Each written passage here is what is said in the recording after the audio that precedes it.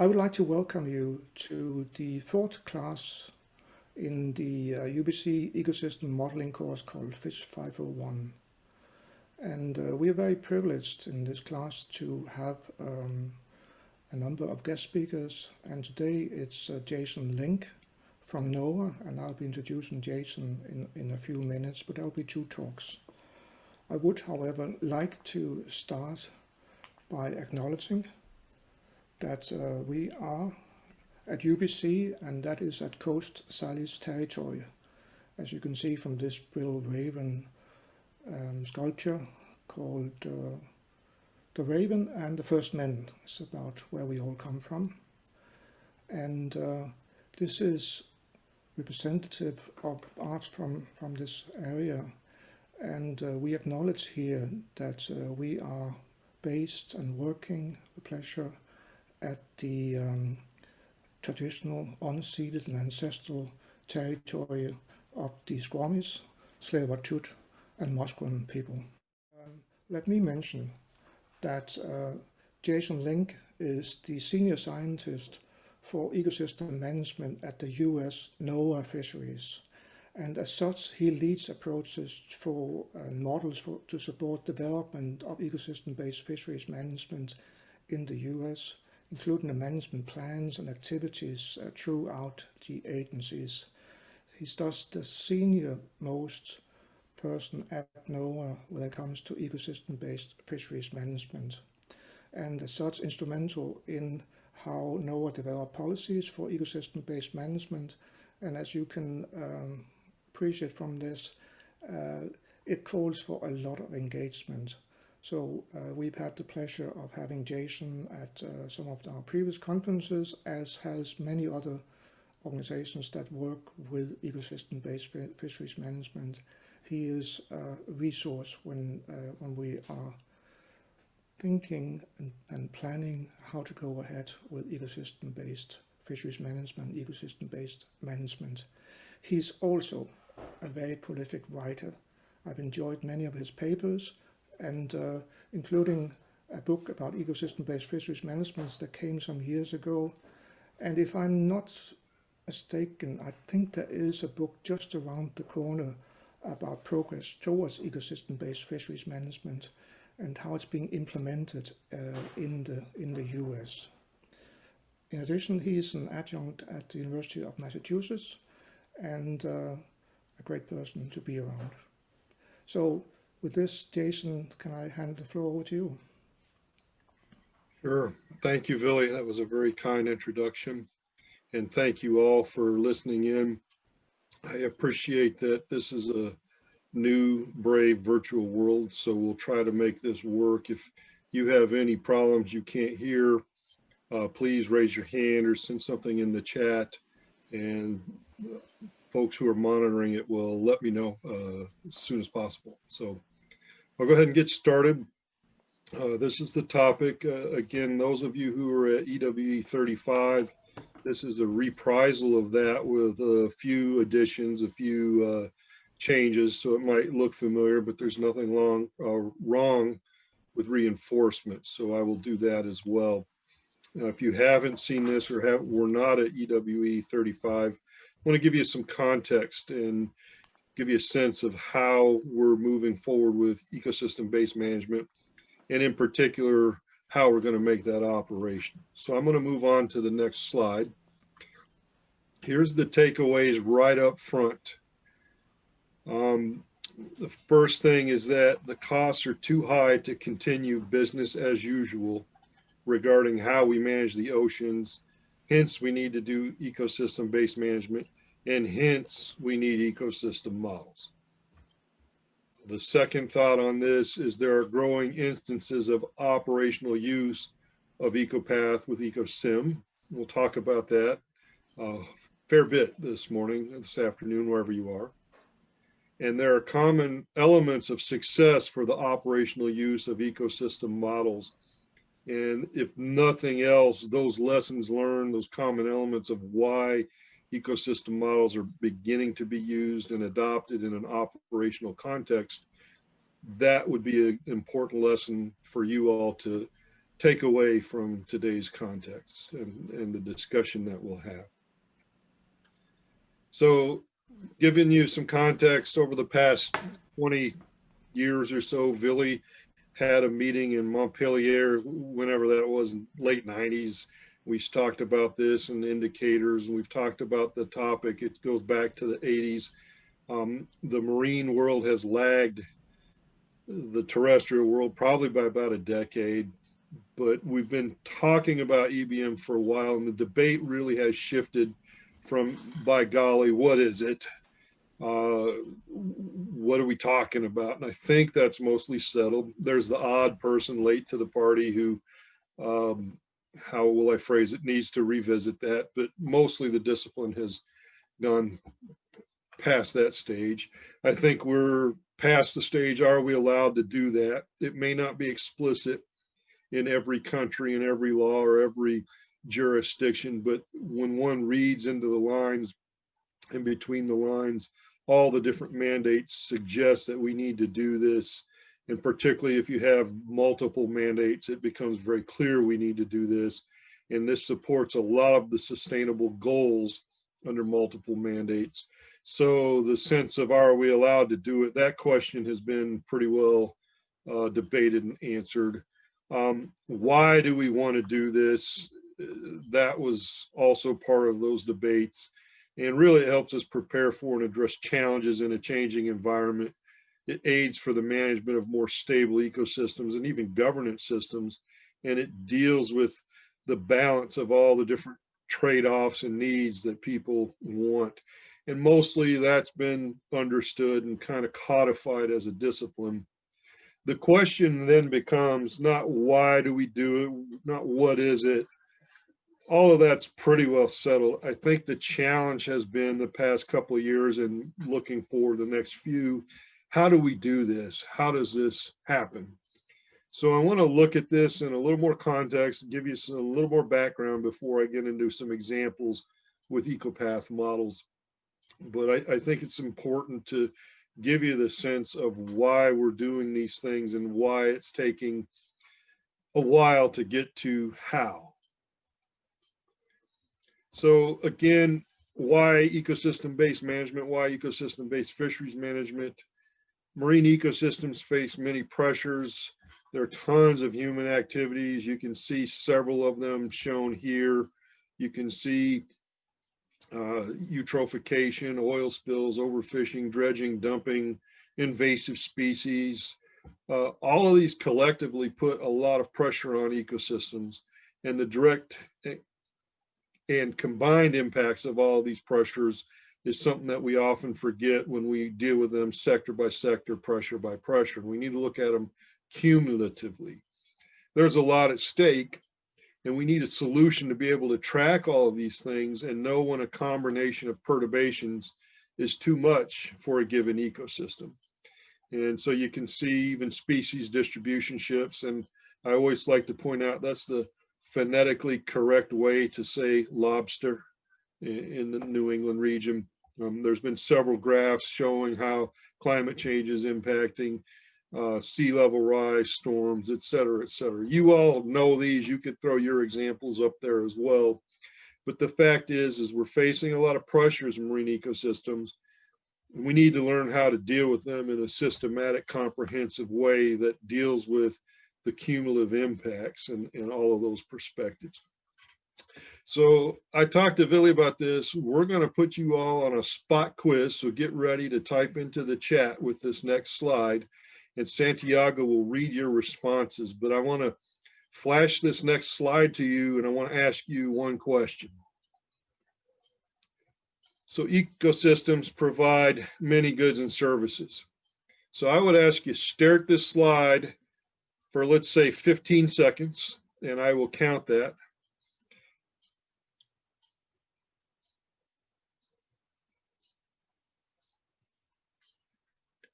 Keep staring.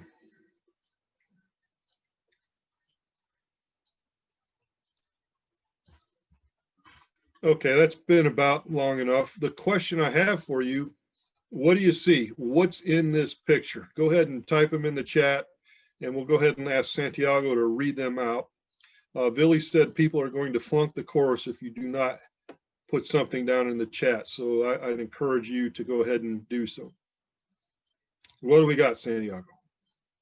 Okay, we have trophic relationships, fishing pressure, megafauna, communities, commercial fisheries, predation, fishing vessels, fishing, fish, oil exploration, tourism, and ecosystem, fishing activity, ecosystems, prey fish, marine resources, fishing vessels, capture fisheries, habitat, birds, eco-sociological system, oil and gas exploration, community interactions, seawater column, heterogeneity, marine research, local ecosystem, biological carbon pump, spatial subsidies, bathymetry and ecosystem, terrestrial system, fish-based ecosystem, seafloor, land and sea, biodiversity, shipping, trophic interactions, connectivity, ice,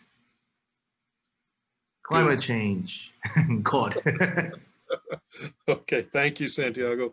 And thank you everyone for participating. That was more than I was expecting. That's impressive. So the reason I show this slide, and again, I stole this from our colleagues at IMR in Norway. I think this is a artistic rendition of the Norwegian Sea, is no one picked up on the deep sea mining or the cables, all the other atypical human uses that we tend not to think of. The usual state variables that we deal with in our models, everybody picked up on those.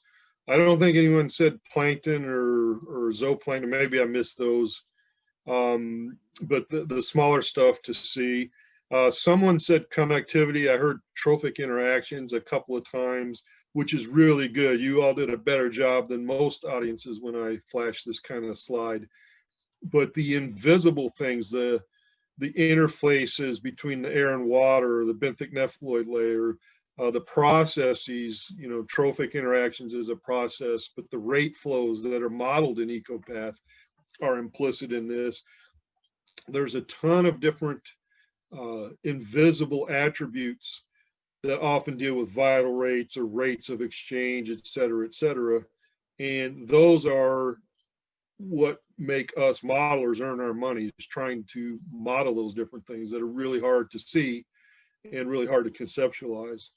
The other thing about a picture like this that makes it very interactive, I heard someone say social ecological system. So whoever said that, give yourself a pat on the back. That's a, you know, a gold star for that. But there's also implied human communities.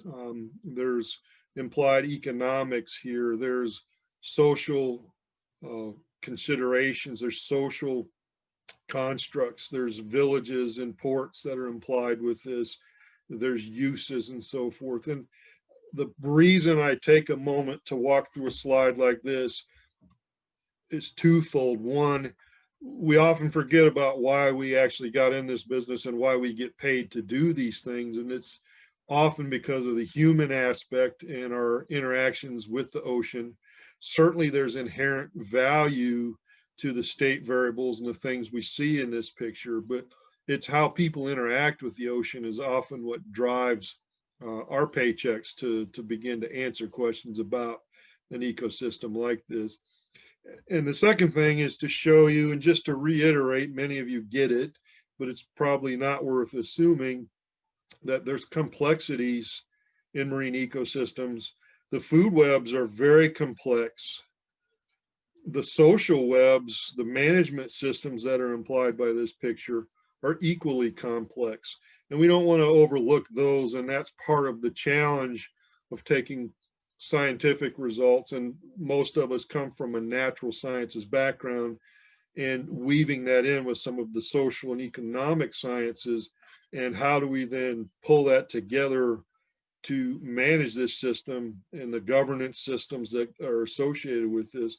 It gets very complicated very fast. And I think as natural scientists in a lot of our training, we either forget about that, we never think about that, or we overlook that. And I want to just emphasize that that is an important reason why we're doing EBFM. So don't overlook the invisible here, don't overlook the human elements of this, and realize that the complexity makes these cumulative decisions very challenging, very difficult. And that's why we need to do some of these models to help out. I would ask if everybody gets the point, but I can't see enough of you to see your heads nod. So I'll just assume that there's a collective head nod by all of you on this so far. So thank you. So really, why are we doing this? I think there's a couple of things. One is there's trade-offs. A lot of people have seen this version. You have, say a protected resource, a protected species, flipper the dolphin here in Fishburger, and oftentimes trying to conserve one population or consume another population results in trade-offs, and that's part of the challenge. Dealing with these trade-offs is probably, in a word, why we need to deal with ecosystem-based management of these marine resources. The other thing is we often get so zoomed in to precision in the sciences, and you can see that here in the upper right with a tighter pattern is more precise than a broader pattern. But with so many of these features going on, when we're focused on just one population or just one sector, we're so worried about precision, but we might even miss accuracy if we're not considering, for example, climate drivers that are shifting the baseline or predator-prey interactions that can impact the magnitude of effects. So that's one of the things. I always like this picture. There's a great web page called youthinkyourjobsucks.com. I would highly encourage you to do that after today's lectures, but fun stuff there. And more importantly, how do we deal with the benefits of getting accurate and dealing with trade-offs? And I think there are benefits. There's prioritization discussions that come from this. There's stability in some of the decision making at a higher order of the taxonomic hierarchy. There's a lot of benefits that we often overlook. So I don't want to assume those things are there or that you all are familiar with them. And if you are, it's just worth reiterating the importance of benefits of doing this. The other reason that we're doing this is, again, these trade-offs that you can see. A picture here, I think, from Mark Dickey Collis and a bunch of folks in the ICES context. These concepts have been around for a while, but really we're trying to deal with what are the objectives in an ecosystem and how do we deal with the debate and the trade-offs to sort out what those different objectives might mean, how we get the different prioritizations that coming from multiple user groups, multiple desired outcomes. And that's another reason we need models, is to look at these potential trade-offs in a virtual world before anybody's actually making true decisions in the real world, and explore what the potential universe of solutions could be. And that's one of the values and reasons why we're trying to push this approach. So the how of ecosystem-based management usually requires modeling as part of the marine resource management process. This top version is a typical, say, stock assessment or integrated ecosystem assessment or protected resource assessment. You need observations data. You need some process research and modeling. You need to synthesize that, do an assessment. And ultimately, you get management advice to give decision points. And sometimes natural scientists forget that there's a process in which we are embedded to provide management advice to help managers make decisions. The IEA protocol that's widely adopted in NOAA and ICES and elsewhere is really an adaptive management approach, but it's essentially this arrow just turned into a circle curved around itself, and it's also meant to be iterative. But in each of these steps that I've highlighted here, modeling is a really critical part of exploring what we're trying to do for ecosystem-based management and how we can make it operational. So let me move forward with one other slide. Let me stop myself. I live and breathe this every day. I'm in discussions on this all day long. I'm trying to help our nation and other nations and really the global community, all of us, make wise decisions. I assume everybody knows what this means, and that's probably not a good assumption. So I want to just make sure when I say operational, particularly those with an ecological or conservation or more natural science orientation, less plugged into perhaps current management considerations, understands what I'm talking about when I say operation. So when I say operational, what I'm saying is that in the context of ecosystem-based management of marine resources and ecosystem goods and services, it is routinely and regularly provided. In other words, it's not research. Research is important to set it up, but this is a routinely and regularly offered product. It is using an already vetted and verified method, approach, model, again, not research. And there's a whole set of vetting and verification that occurs well beyond and above, peer reviewing in the literature. It incorporates the latest data updates, which along with synthesis outputs, again, are reviewed by specific panels of experts, not necessarily just we published a paper in the literature. It is used to inform, support, or assist decisions. In other words, it's applied. It's not asking theoretical questions. It's actually plugged into a very, very specific process to reach some very particular ends and address specific questions. It's typically tactical, in other words, short-term specific actions, and it focuses on actionable choices, outcomes, impacts, and it has to be these actionable things that are part of this. That said, it can also be strategic or heuristic or contextual, but those are used then to bound or constrain the trade-off solution space of any given issue. So this might be a little different than what you might hear from someone who isn't, say, in an agency or an organization that's responsible for making management decisions. But for those of you who are doing the modeling, who are becoming practitioners, I think it's important to take a moment and make sure that you are aware of some of these considerations, some of the thinking that goes into how we can get these operational models more widely used and become, frankly, operational to begin with. So let me shift gears a little bit and talk about the growing use of, in one level, this could be ecosystem models, but because it's VILI and I love VILI so much, I want it to be Ecopath with Ecosim models specifically, and how we're using these in operational settings. The thing I would note is it's still not widespread as operational sets of models. Of the 600 plus or so Ecopath with Ecosim models, how many are used for management directly or indirectly? That's an interesting question. And we'll talk about that more. I think VILI might be able to update that a little later on. 64 of the 64 large marine ecosystems have an EWE model. That's good. Less than 10% of these have an EWE model used operationally for fisheries or living marine resource conservation, let alone the broader ecosystem-based management or multi-sectoral management issues. So I want to let that sink in.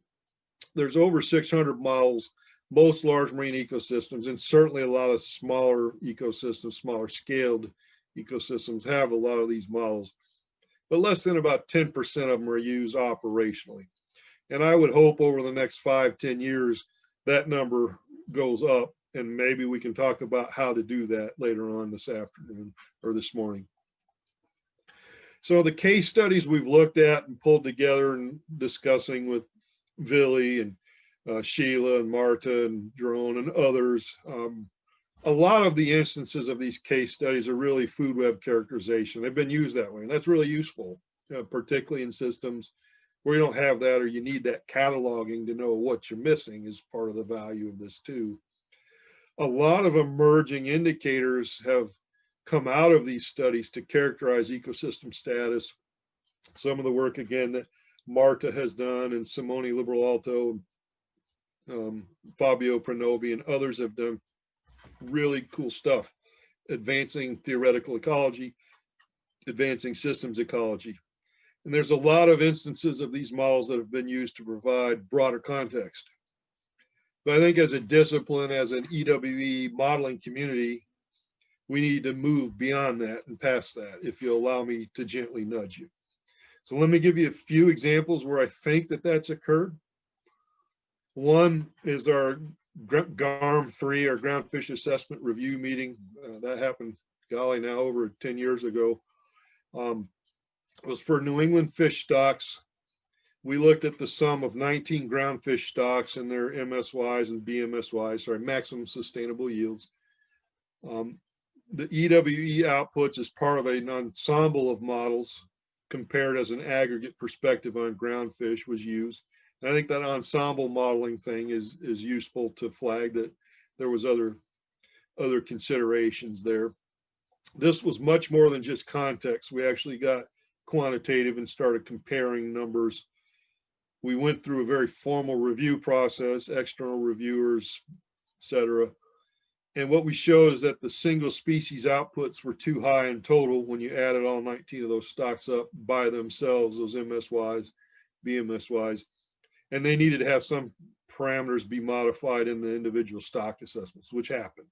So that was an interesting discussion, interesting piece of work. Still ongoing, still a lot of debate in that particular region. Another example is Hawaii. It's in Pauco Bay, the west part of the Big Island. The issue really is we were losing coral cover and reef fish biomass in the past couple decades, largely due to some bleaching events. And, you know, what are the options that we could use to deal with this and also build in a little resilience into the discussions about climate change. There was an EWE model used to look at the trade-offs between those stakeholder options, particularly fishers and divers, which have different objectives. And really the best case scenario was that we modified some of the types of fishing, and it took into account the state agencies or the local agency's mission. And it was quite interesting, very applied, and very helpful to provide that context of what the options might be and what some of the better options could be to explore this. I'll give you another few examples. Atlantic Menhaden, this recently occurred, but basically the single species statistical catch at age assessment model is being used or was being used and had some precautionary reference points. It provided that first set of quotas. EWE evaluated the change in menhaden biomass on predators. In other words, how much extra menhaden would you need to support recovery if you reduced fishing pressure on striped bass? And here striped bass was used as a proxy for a lot of other species. It potentially rescaled downward the fishing rate. It provides the revised fishing rate back to the single species model to give updated quota advice. And the aim was to provide the managers and stakeholders a tool to explore these trade-offs. What does the surface of changes and trade-offs look like? What line would be the best one to be on? And really this was approved for management, and they actually chose a management that was not as conservative as it could have been, but was certainly more conservative than the single species model for this stock. Quite an interesting story, ecological reference points. I think Daniel Howe and others just had a paper. I think you all were supposed to read that paper for this class, and that was covered in that, but Dave Shigaris and others, 10-year process to get to this, but we have these ecological reference points that now take into account multiple species considerations when setting quotas for different fish stocks. Now, that's pretty cool. And it's a long time coming, but I'm excited to see this on the street. A similar example, Irish Sea, again, managed by the EU Common Fishery Policy, single species models to generate assessments for each of the species, and you see those there. EWE gave an indication of whether conditions are good or bad, and then it's basically synthesized a whole range of ecosystem indicators and then reset the F rates within that range. the quota then came from the single species advice, but it was reset from the EWE context. And these are now modified or tuned by EWE. So again, there's multiple models, and I don't see us getting away from that in the near future. But the fact is that these models are informing and changing what quotas are set for real-time fisheries management. And again, I think there's several documents that look at this. I think the paper by Daniel and others speak to this, and hopefully you all had a chance to look through that. Good stuff. Another example, Kim DeMustard in the Gulf and others have done, looked at the Mississippi River diversion. In other words, where the Army Corps was going to move the river or change different parts of it.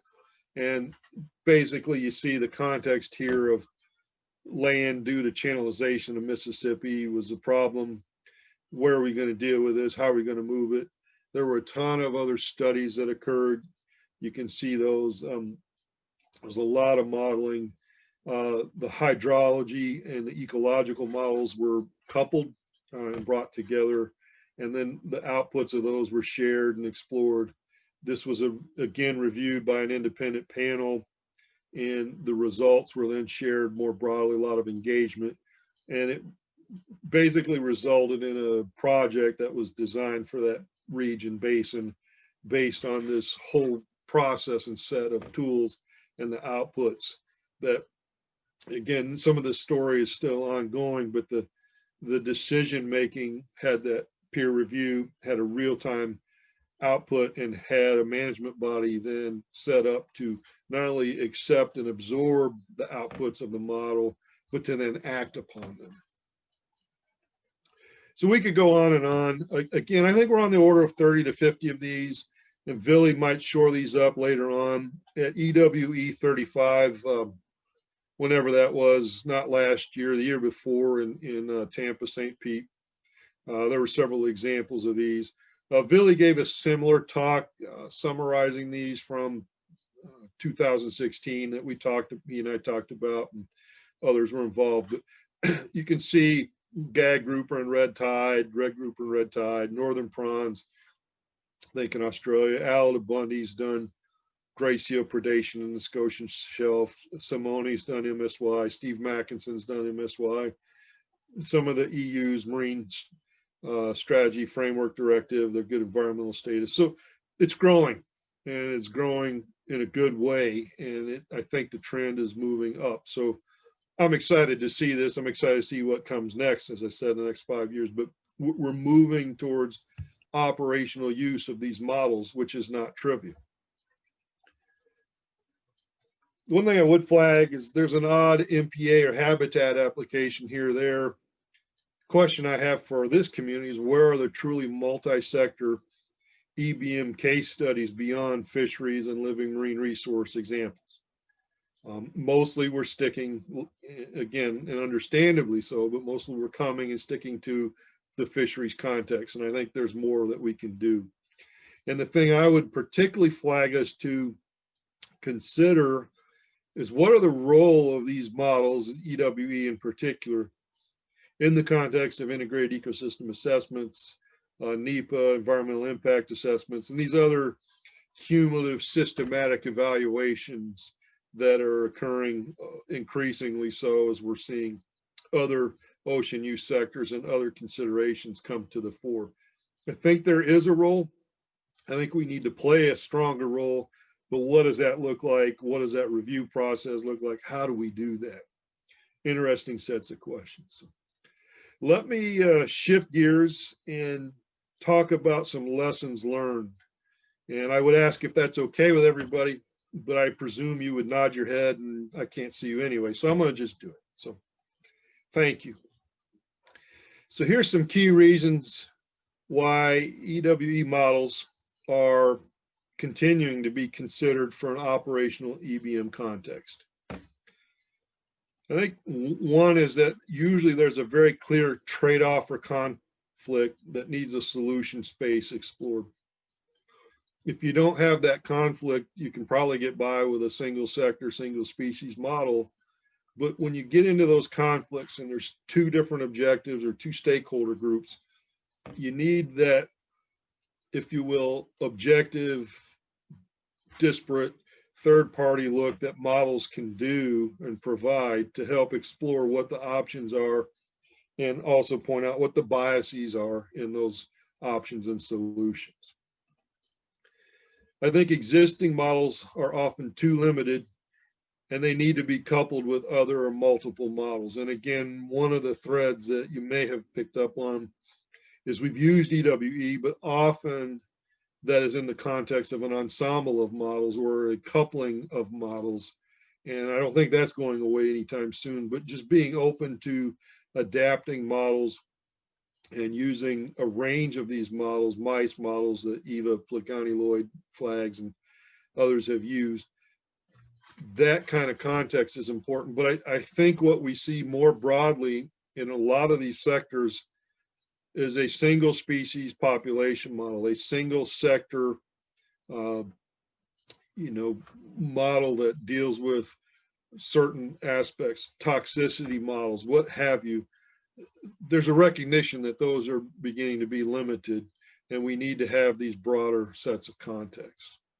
And that leads to this point, is that assessing these broader contexts and cumulative impacts is actually now a requirement in many jurisdictions. And we need to utilize EWE. And I think that's why EWE and models like it can be used, and particularly looking at cumulative impacts and summarizing a lot of information in a very composite, discrete set of outputs.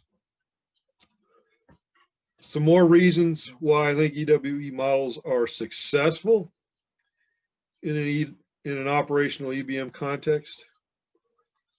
One is they've used collaborative, interactive, iterative processes. And I can't iterate enough. This isn't me being the pointy-headed science geek sitting at my desk running models. That's what I would love to do. I like doing that as an introvert. I like being absorbed by the data and the math. It's just fun. A lot of us are like that. We get that. But where they've been very successful is we get out of our desks, we get out of the model, and we're actually engaging stakeholders and managers early and often. And I can't iterate that point enough, the importance of this interaction with those that are interested in and impacted by the outcomes of these models. I think another reason where we've been successful in using these operationally is that the management objectives were elicited and modeled, and they were very clear, and the questions were incredibly obvious, very focused, and that has helped versus let's just model everything. And I think that's a skill. If you look at the people wise in these things and interacting with the broader sets of users and communities, they'll naturally and automatically zoom in to focus on what the key questions are. And there's an art to that, but I would certainly flag that that has been an important outcome or reason why these models have been successful. I think another thing is these models have followed best practices. Sheila and a bunch of us wrote some best practices for EWE, whatever that was, 4 or 5 years ago. I did that pre-BAL thing 10 years ago or so, whatever. There's best practices that are documented now by this community, and it just makes sense as you're building your model, as you're using your model, as you're testing your model, to follow those. And it's not in a sense of constraining creativity or constraining research. This is, if we want to get operational, what we can do is we followed these methodologies that gives credibility to folks from an external review perspective that the discipline is moving forward and that a particular application of, say, your model has followed what we've determined to be really good practices that help advance and utilize how these models function and operate. And related to that, in most cases, in fact, I can't think of too many that haven't, where we've been successful with these is the models have been reviewed as part of a resource management venue and process. And again, this is more than, hey, this got reviewed by a journal and it's now peer reviewed in a paper. This is people kicking the tires, looking under the hood, exploring the details of the model and the choices that one makes when one builds a model, exploring the data uses, exploring the outputs to make sure that there's some reasonable outcomes and assumptions when one begins to pull these together. Let's flip gears. Again, they're part of model ensembles. I think I mentioned that. The one other thing, the human aspect, I would encourage all of you listening to this talk would be this: persistence. Some of these take a while to get through a management process and management system. And frankly, it can be disheartening. It can be discouraging. And you need a bit of stubbornness, perhaps, to get some of these through, and that long suffering, that long-term patience to keep persisting, to keep getting up and trying again. And again, I sound like somebody's father encouraging you to keep going. And if that's the case, then maybe that's good. But the point is, a lot of these models have taken a long time. And I'm hopeful that the more and more we get of these in an operational context, the less time it will take for those that then follow and come subsequently. But I can't underestimate or understate the importance of just sticking with it. Sometimes that's really, really important. Some of the impediments for these models in an operational context are the usual technical stuff. Hey, we don't have a whole lot of data. Okay, that's pretty common in a lot of these. So how do you deal with that? Again, there's fish base, there's other things we can do, but that's just a reality, and maybe that's a product of identifying data gaps is a useful outcome of these modeling exercises. We're not using the best modeling practices. A lot of those have been determined and codified, and if we're not then applying those in a particular application of a model, we should be taken to task and have some hard questions asked of us. Again, if we're just pumping a model out and not undergoing formal model review, it lacks the credibility, particularly if there's contention among a group of stakeholders that this has had a third-party unbiased look at it. And I think that that's an important thing to build into the thinking about how we get these models more operational. And I think the other thing and the challenge oftentimes as researchers, we want to model the whole world. We want to model everything instead of focusing on very particular results and having tailored outputs towards a particular situation. And then I think there's a sweet spot related to the prior point among the dimensions of realism, parameterization, or estimation and utility. And you can read works by several of the folks noted there that have talked about this, but there's a sweet spot among those different dimensions: realism, parameterization, and utility. Where is that sweet spot? And so often when I see challenges of models, when I've been on review panels, when people ask me to advise review panels on how they're going to review, what we see is way far down one of these dimensions and ignoring perhaps facets of these others. So just flagging that is something I've seen. Other impediments beyond the technical considerations, again, lack of engagement with managers and stakeholders has proven challenging. Unclear objectives or even the rationale for modeling has been a challenge. I think this is an important one too. A lot of end users are unaware of their own need for ecosystem-based management, and then the need for ecosystem models, and hence they're unaware of the model capabilities. And I think that's part of our job, is to educate the broader user groups of not the model, but the user groups of our model outputs of what this can do, what the benefits and capacities are. And really, that's just an ongoing set of discussions that a lot of us have been involved with for several points of time. And again, I think the more and more of these we get being operational, the more and more of these will then naturally follow. I think some of the challenges have been, I've seen modelers come in and oversell what they can do, and that has posed problems. I've also seen parachute modelers, people coming in, flying into a region, dropping in, modeling it, or SWAT team, we're showing up, we're going to do this real quick, and then we're going to get it without that engagement, without the long-term context of the social and governance situation. That hasn't helped. I've seen that in some instances. And I think there's been some distorted disciplinary standards, to be quite frank with everybody. I think a lot of the single stock or single sector modelers can be very strict on false precision, overemphasizing statistical minutia.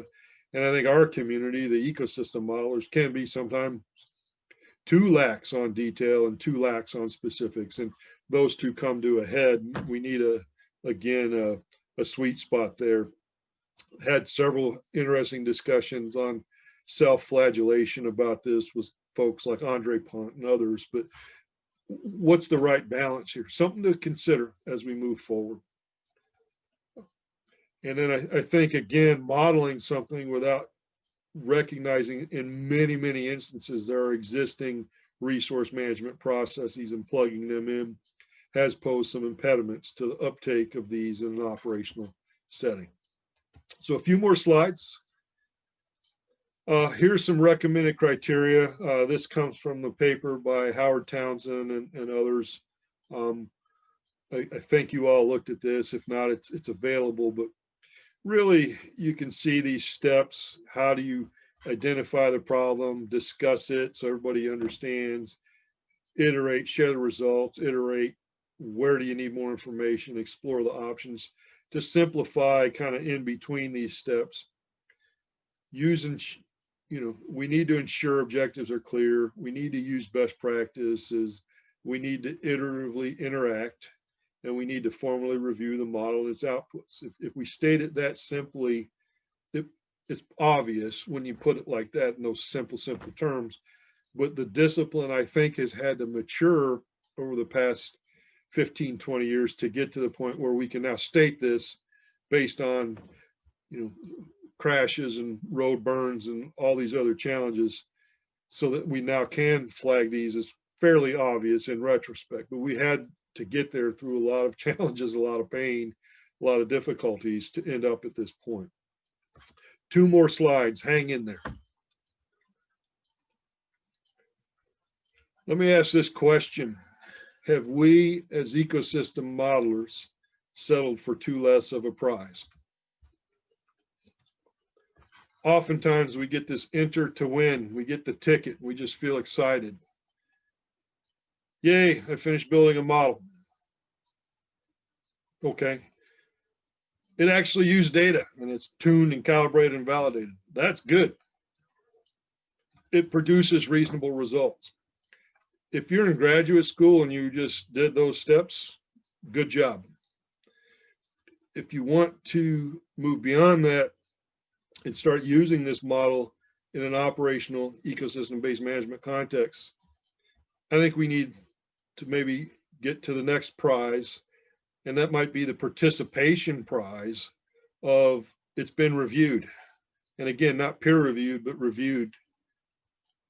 It's being discussed as a possible tool to inform an issue. And it's being considered in some management or policy decision process. And that's really good. That's the next step. Hey, there's an awareness of this model that could be helpful. Very good. I want to push us to the next level to get the blue ribbon. Is it providing this broader context?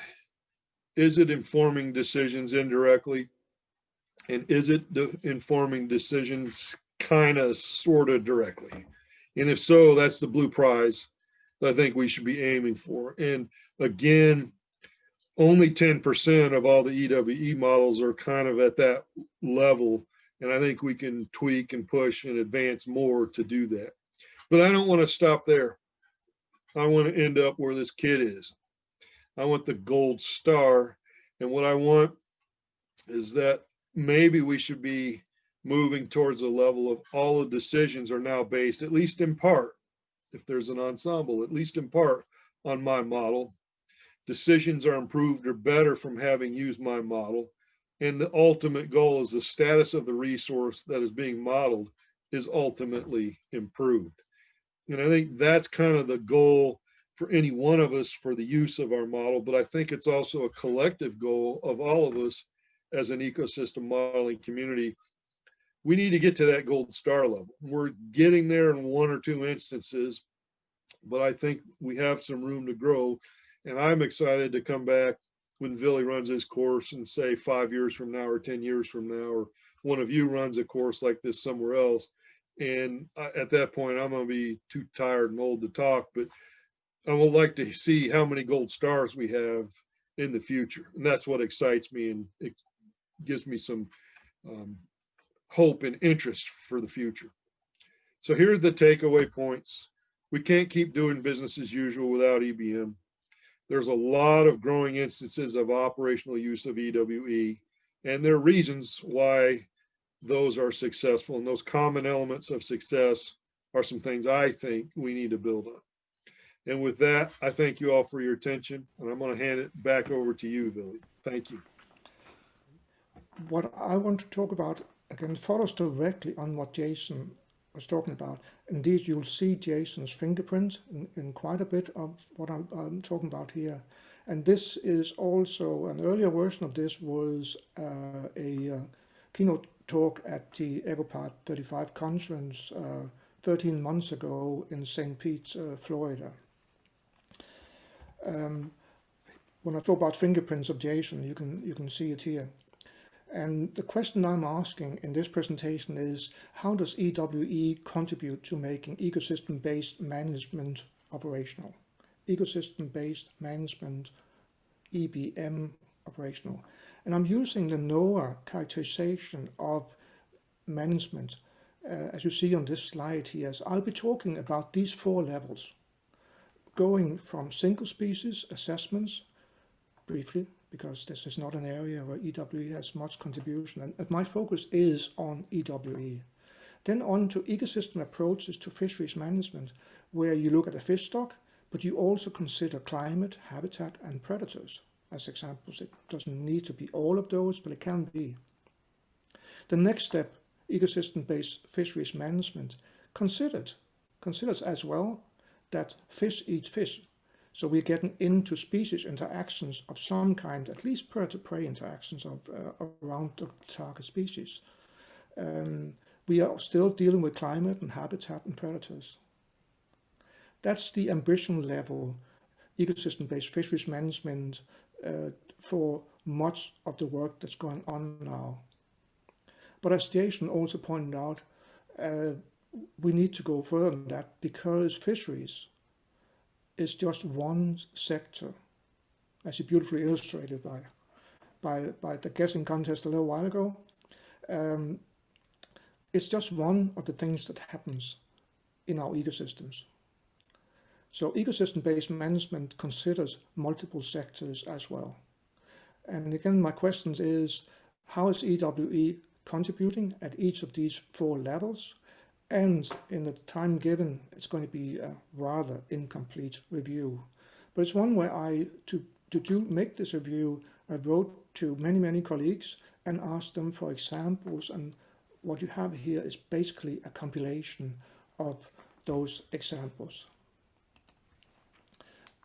Now,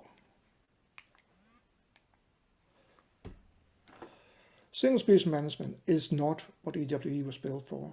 As we've been talking about in this course, you should always use the simplest model that can address the given policy question. And if that question is, how do we manage this species in this area now, given the resources that, what we know about the resources and the fisheries, that model to use, the simplest model to use, is the single species model. They can be awfully complex, sure, but that's how you should think about it. But as Jason also pointed out, there may be conflicts between species, and that's when we get into the ecosystem approaches to fisheries management. And Jason highlighted in his talk the work that David Jagaris has been doing. David Jagaris and many colleagues have been doing down in the southeastern US, Florida area, related to menhaden. And Dave will be talking about that in, I think next Thursday actually. So we'll hear much more about this. What I want to mention is that ecosystem approaches to fisheries management incorporates ecosystem effects, and that's notably predation and environmental effects as well. And we are seeing that now being used for fisheries management councils to evaluate and set reference points. They will again talk more about this, but you can get an idea about already from the slide over there on the right, where we're looking at how we fish menhaden. Fishing pressure on menhaden has some trade-offs with how we can fish striped bass. If you look at the color scheme there, you'll see that if we fish menhaden less, we can have a higher pressure on their key predator, the striped bass, or maybe I should have said it the other way around actually. If we are looking at how to fish striped bass, it matters what we do to their key prey, the most important prey they have, the menhaden. So there is this trade-off between them. That's where you really get into, you need to consider more than just the single species. And from there, the next step is get a much better picture of the ecosystem-based fisheries management. And NOAA Fisheries, National Marine Fisheries Service, is implementing ecosystem-based fisheries management based on what you see here, this outline or strategy that was defined by Howard Townsend and other colleagues working with Jason. I'm not going to talk more about that, and that is the background that is in with what Jason has been talking about, but rather move to the east and talk a little bit about the EU fisheries, common fisheries policy.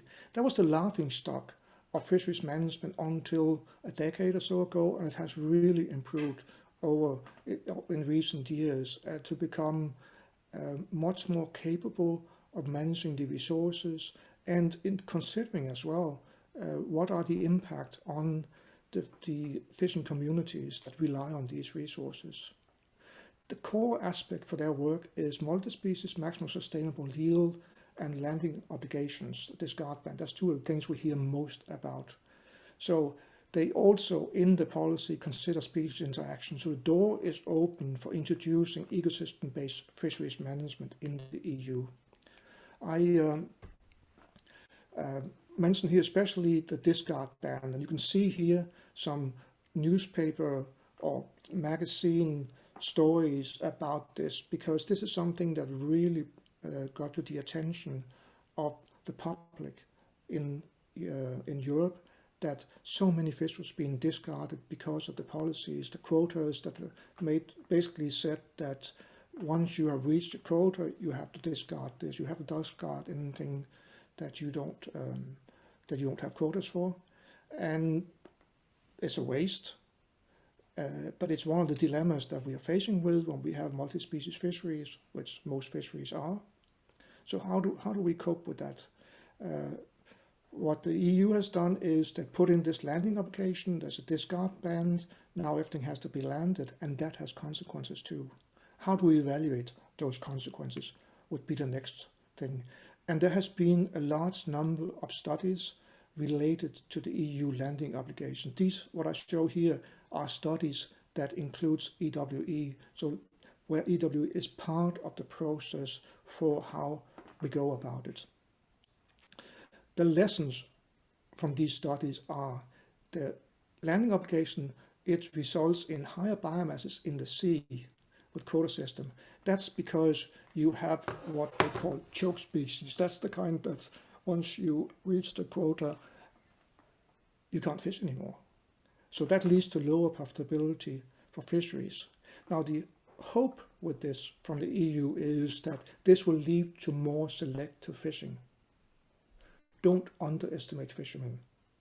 They are smart, and if there is a way of doing it, you can assume they will find a way, but it's not always possible. But this is to move things in that direction, that they've done it. This being said, we've kind of covered now. This is quick. Single species, ecosystem approach to fisheries management, ecosystem-based fisheries management, and that's a good start. We still have the biggest apple left here. Ecosystem-based management. How do we deal with trade-offs between sectors? Well, in that context, EU is used to estimate ecosystem indicators. And indicators are important because when we're looking at what Jason, I quoted you, Jason, many times for this, what Jason Link calls a messy picture. That's the big food web. When we are dealing with that and with all the things that are around it and trying to make, I've forgotten what the word is, trying to make, it's not whole, come on, I forgot it. I'm trying to use a word I don't like using, so maybe it's best to forget that kind of words. But we need in the ecosystem indicators to extract the essence. We've been talking about that previously in this course here, that what do they actually tell us? But they are important and we need ways of summarizing it. I'll talk more about this. They've been used to characterize the importance of ecosystem services. And energy is a big area, one that kind of, it's not the ring the rules overall, but it is economically really, really important. So that's been a number of studies, and I'm going to be talking more about some examples of this. But I'll start off with something else that also was briefly introduced by Jason when he talked about the good environmental status. Now in the EU, you have directorates, and there's one for fisheries, and there's one for the environment. In many ways, the environment one is the one, it's the more powerful one in many ways. And one thing they've done in the GG environment is they have set an objective for member states that they must achieve or maintain good environmental status of the EU's marine water by 2020, which was last year. So they're moving in that direction. I don't know if they've updated that actually 2020, but this is a very clear, that's what they should do. And countries have to report to the EU about that status of the marine waters. And the marine waters include all the EU regional seas, I'll show it next. But to define this, they set up a system where they have 11 descriptors. That's the D1 to D11 you see here. These are the descriptors. So these are these 11 areas, state of pressure, air, and they can be biological diversity. And under biological diversity, there's a number of criteria and a number of indicators. So we have that whole system in the Marine Strategy Framework Directive that defines that. And the EU has then focused on, or paid a lot of attention to, how do we quantify these indicators. And this is work led by Chiara Piotti from the European Union's Joint Research Centre, and coming up with how can we use ecosystem models to assess this good environmental status that they want. And they are using EWE as an important part of that. Indeed, the EU Joint Research Centre has set up a modeling complex, a toolbox for it that comes from a SWOT, which is a different kind of SWOT that deals with nutrients, eutrophication, contaminants. So there's one model like this, which offline is then coupled to a hydrodynamic model and a bioenergetic modeling system, Getten and Eartham-Gotten. And then at the moment offline, that's connected further on to EWE. So this is integrated as a standard toolbox that the EU is using to evaluate this good environmental state. Ecosystem services, much less concise than developing indicators, and much more difficult to actually get into the management process that like what Jason was talking about, but also more general of the kind of what impacts decision being made about how we manage the environment. These are examples of papers that are journal publications with EWE that deals with these topics, and not many of them have reached into management, but they are getting much more focused on this by incorporating many of the ideas that Jason talked about as being important. That is, how the model are developed, following practices, how they're reviewed, and so on. So it's moving in that direction here as well. I'm moving rapidly on here in this, and by next going to energy. I'm bringing up an example of oil spills in the Beaufort Sea, work done by Cam Ainsworth and colleagues down in the US. In connection with the United States, at least until yesterday, we're looking more and more into Arctic oil exploration, and so is Canada for the area you see here on the right in that picture there from up north. But they use these models to evaluate the impact on polar bears from potential oil spills. Oil spills up there would not be nice. It's not into management yet, but it's the kind of things that are being used for it. Closer to management is work that was done, has been done in CFAS, so in Lowestoft in the UK, where a big question in everywhere where you have oil exploration is, what do you do at the end of when oil rigs are no longer needed? How do you decommission them? So UK oil sector to spend $19 billion on North Sea decommissioning, whatever kind of dollar it is, it's probably US. No, £15 billion it says down there. So a lot of money going into that. Now, what are the ecological consequences of this? That's something that they evaluated at CFAS, geometric activities there, and that is being used then as part of the decision process. We need to have that kind of information.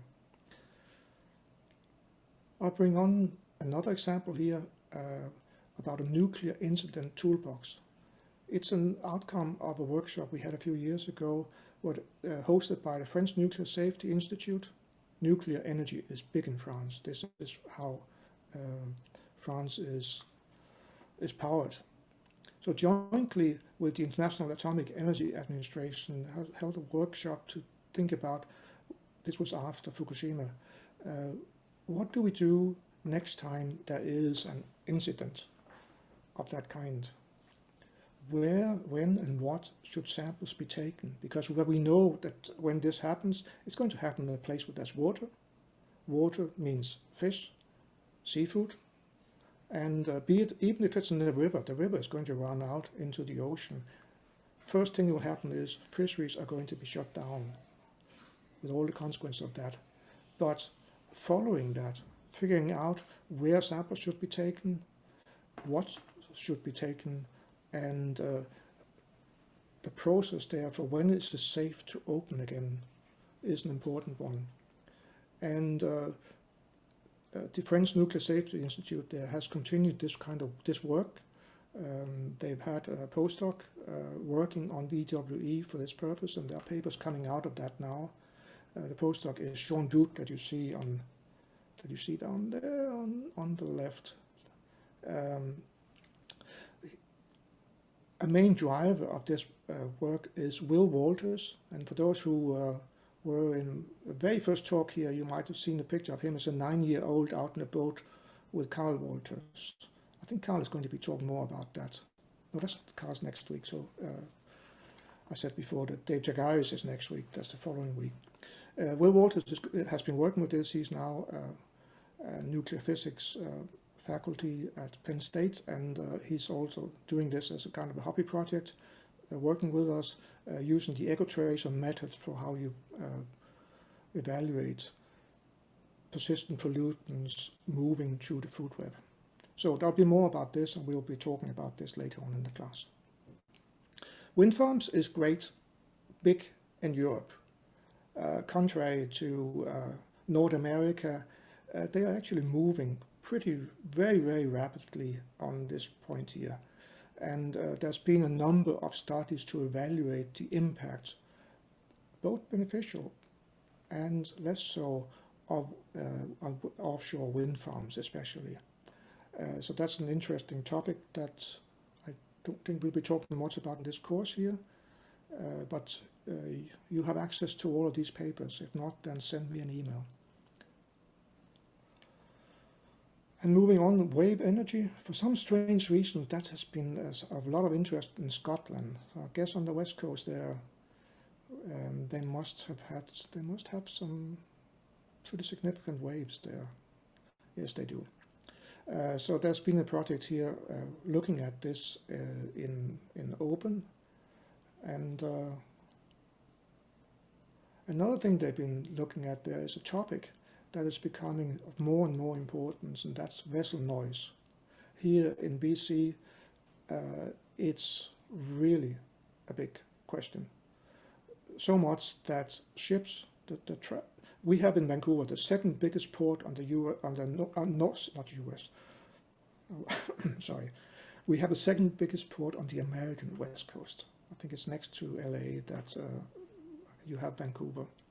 The ships coming in here have been voluntarily reducing speed to reduce the noise because of perceived impact or possible impact on southern western killer whales.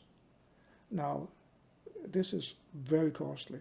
So of course it's interesting to know, to evaluate the signs of that. And what I'm presenting here on the left is an example of it's a master project from SAMS, SAMS being the institute this is Scotland, in case you haven't seen it. Down here there's Open, that's where the SAMS Institute is based. So she made a really nice masters on exploring the impact of noise from shipping. And there are other examples of this. We have also used this in the context of Roberts Bank Terminal here in BC, something we'll be talking about also in some weeks after the week break. And the last thing I have here, and almost the last of my presentation, is talk about mentioning work of what's called the Marine Spatial Planning Challenge. It's something that Joan Steinbeck will be introducing late in the course when we're talking about spatial modeling. But in context of this, they are looking at shipping, the impact of noise, surface disturbance, and what the ecological impact is of this. Indeed, marine protected area is another area, and that's where this is of interest. And this is really what the spatial module of EWE was built for. So there have been numerous projects related to this.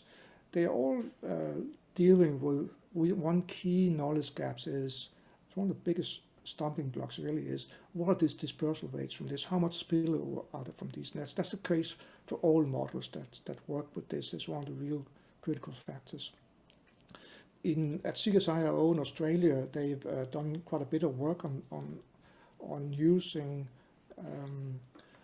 spatial approaches for protected areas and evaluating how the behavior of different approaches for that. Using a traffic light scheme, as you see over there on the right, and just from looking at it, you can see that one question from this is there's no absolute way. There are trade-offs between this. There are trade-offs between the different indicators, objectives that they look at and treasure, and then the outcomes. You don't see any one which is green all the way. There are trade-offs, and managing those trade-offs is a key challenge. This is an area where it's important to use models. Models go beyond expert opinions about this, and I can tell you, if that's one thing I really fear in this context, there is using expert opinion as the foundation for making complex management decisions. It's good to have it to evaluate how reasonable they are, but it's really is preferable if we have models to drive that process. I will mention another area here, which is also something that Jason Link talked up, and that relates to environmental impact assessment. I've been involved in one of those for the last 5 or 6 years, and that's where you get into a process that is orders of magnitude more complex than getting a paper through a journal. This is when Jason talks about in fisheries that we need a review process. In here, when we talk about environmental impact assessment, that review process is grueling. It's tough, and it is. Well, we'll hear more about that from Kim Demutz's lecture after the reading week break, and from one also given by colleagues at Hamera who are dealing with the Roberts Bank terminal. So EWE in this context is used as a decision support tool to evaluate alternative management options and what the consequences may be of these options. Dams in the Amazon is another area where we see use of EWE, notably to look at what are the ecological and social impacts of these dams for the indigenous people in the Amazon region. I mean, you can put down a dam and get some energy out of it, but what are those costs? Getting numbers on that, evaluations of that, in close cooperation with the indigenous people is a really interesting and important field of work. I mentioned the Roberts Bank and how much work goes into it. That's what I've been working with for 5 and 6 years, or 7 years now. Just to mention the number of data, 35,000 hours of monitoring has been taking place in this area. So we've used a spatial model to evaluate the ecological consequences of building a 2 square kilometer terminal in a major salmon, one of the major salmon estuaries in the world. You'll hear more about that later on. Full speed ahead. Marine spatial planning is the last thing we'll be talking about. EWE is being used for that purpose in different contexts. An really interesting one is the Marine Spatial Planning Channels tool. Those of you who were at the Ecopath 35 conference may have taken part in a gaming exercise we had the day after this, and Jeroen Steenbeek is going to be talking more about this. But in this case here, it's actually being a game that's been developed in Europe, where bring people together that go through the whole process of ecosystem-based planning. So it's an educational tool to understand those processes, and then also when you're doing it real, it's like a flight simulator. That's, you know, it's really nice if a pilot has tried to fly before you get on the plane. It's that kind of approach. And that's actually my review. I'll just sum up here my version of what's required for contribution to ecosystem-based management. And that is, we have to do it well. It's complex, and there are strong demands for implementation and evaluation of it. Yes, the models need to be challenged with data. It has to be data-driven. And the review process is one place where we really have to think much more about. Jason Link says it has to be vetted and verified. And that is the case for making ecosystem models an operational part of the operational system, be it for ecosystem-based fisheries management or ecosystem-based management. That aspect is really important. We need to find and develop those review processes or take part of them. And what it calls for is good applications. That is critical, and that's why another reason why I'm very happy to see a lot of people participate in this course, which is maybe a first step on the road there. So thank you.